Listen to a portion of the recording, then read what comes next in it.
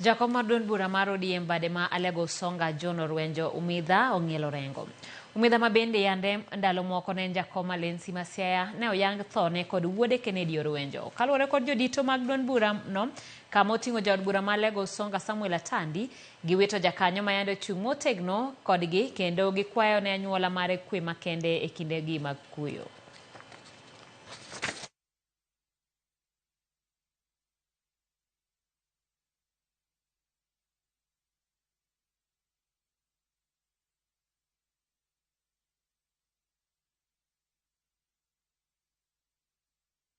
Akawo thuoloni mondo aor rambi mara ni familia mar mosenindo jaduong' Orwenjo Umidha ma Nyasaye nyokawo.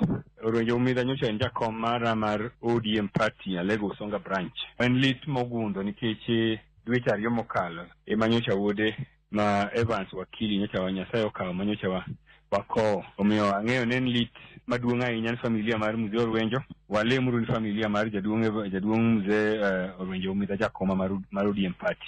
An Niga George Okanda jakom ma Siaya County ODM wayudo kuyo makende ka walalo jaduong' John Orwenjo Umidha mosebedo kata ODM Alego Usonga kuom higni buora. Orwenjo en japati motegno kendo osebudho e party manyocha ong'adonwa rieko, okonyowa gi riekni mang'eny sama waluongo bura. Walamo mana Nyasaye mondo oket chunye kama okwe.